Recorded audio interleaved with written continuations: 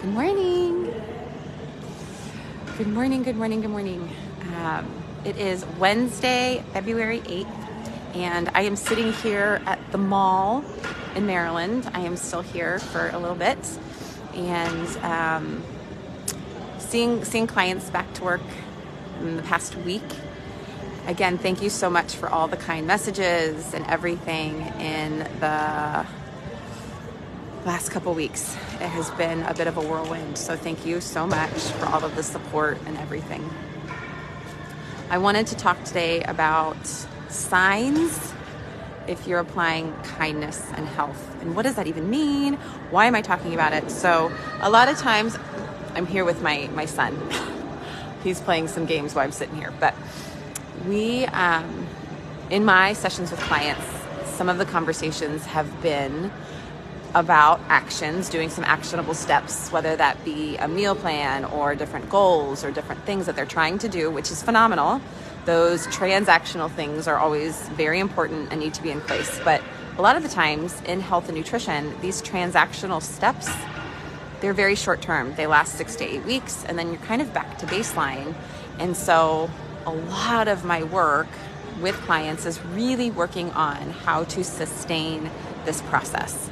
Sometimes a meal plan is needed, and sometimes it's not. Sometimes we have to throw away all the plans and just look at how you're thinking, how you're speaking, and if your thoughts and words are unkind. A lot of the times, pain, pressure, obligation, all of these things, they do motivate, but they don't last. So with my 3-year-old, I have a new 3-year-old. He's learning how to do things for the first time. Some of them are like, sleeping in a new bed or whatever. And if the words and the actions that are used are pressure and you have to do this, and if you don't do this, you're failing. Just really harsh, stern, unkind words are applied, what's going to happen is that's going to attack his beliefs, his internal dialogue of how he thinks about himself. And if you are trying to use a meal plan or any sort of guide with those harsh words, like just do it, pain is beauty or whatever, those are unkind. And they might work for 6 to 8 weeks. There is no doubt. It will end. Because at some point, the unkind words, they hurt. And they don't feel good. And then you go back to something that's comfortable. In the service, when I spoke for my dad, I quoted Abraham Lincoln, where kindness will stand the test of time. And if you believe in the New Testament, 1 Corinthians talked about kindness is actually an aspect of love. It's a very important aspect. And it's tricky in health to be kind. Because a lot of times we say, well, just ignore how you feel. Drink water when you're hungry, or eat an apple. If you don't want to eat an apple, then you're not really hungry. All of these really unkind things come up. And they're not helpful. They're not kind. So some signs that you're kind to yourself. You rest when you're tired. You say no when you're offered things that aren't serving to you. So you rest when you're tired. And maybe a walk or a workout actually invigorates you. So you actually don't need rest. Maybe the thing that you're being offered at dinner doesn't really serve you, whether medically it doesn't serve you, emotionally it doesn't serve you. So you're empowered to say, no, not right now, I'm good. Which is, if you have a people-pleasing concept, that's really hard. You say, sure, no problem, and you go against what you really want. Third sign is you actually know what you want. You know what you want, and that takes time to figure out how you feel.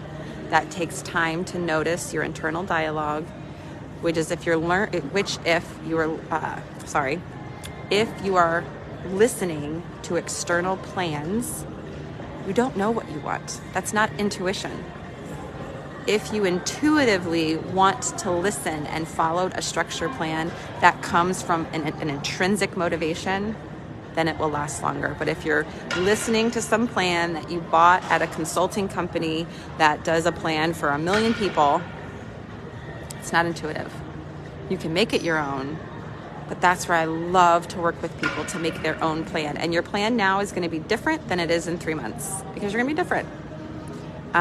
One of books, The Tools by Dr. Stutz, said there's 3 things in our human experience that we cannot avoid: pain, work, and inevitability. You're going to experience those things. So if you are going on a structured plan and then something happens, a death, you have to adapt. There's changes, you could look at quantum physics. Everything is going to be different. Your energy is going to shift, and your current structured plan may or may not be working. It may not be helpful. It actually might be really, really harmful. So noticing what you need is the 3rd way to be kind. An empowered no is the 2nd way. And I'm losing my train of thought. The 1st way is, oh my gosh, I'm going to have to go back and watch this. The 4th sign is you enjoy what you're doing. You enjoy what you're eating. You enjoy the movement. If you're hating the food that you're eating and hating the plan and just pretending that you like it, it's not going to last very long. Think, oh, it's just a means to an end. I'm just going to eat my lettuce wrapped chicken or whatever. If you don't actually like it, now you can learn to like something. It can take 2 to 3. Good job. You can learn to like something, and teaching little kids, they can learn to like foods. And a lot of times when I'm working with like ARFID cases or very picky eaters, we have to teach them how to reduce their anxiety, expose them to new foods, and be able to cope with that anxiety-provoking experience. So you can learn to like something. But if you're actually not enjoying your experience, it's not going to last very long. And the 5th thing is you share it with others.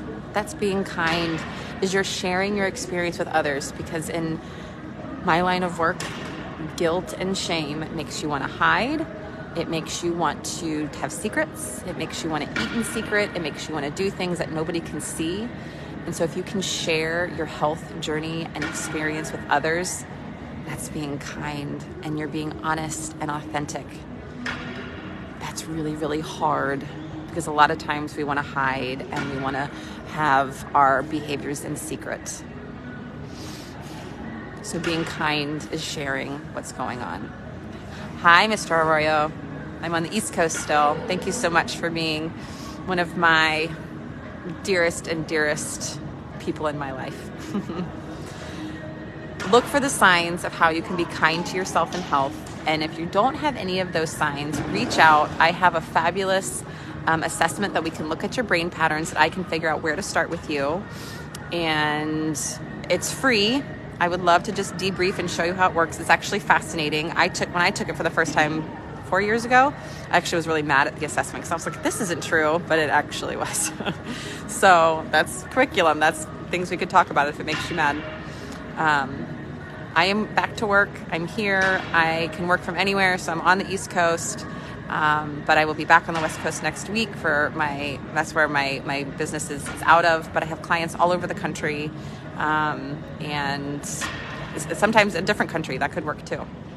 If you have any questions about how to be kind in your health, look for those 5 signs. I'm going to keep this short, but thank you so much for all of the support and being in my life, and for the journey for me with grief in the next year. One of the ways I can cope with emotions really well is I love to pour into others. It's a gift that I've had since I was really little. It's one of my favorite things to do. I love people, and I love to hear your story. One of my favorite books, it's a coffee table book. It's called Humans. It's about a photographer that actually takes pictures of different humans and asks them their story. And he put it all together in a book, and it's a fabulous read. It's on Amazon. It's so good if you're interested in that. But thank you so much, and happy Wellness Wednesday, and I will talk to you soon. Okay.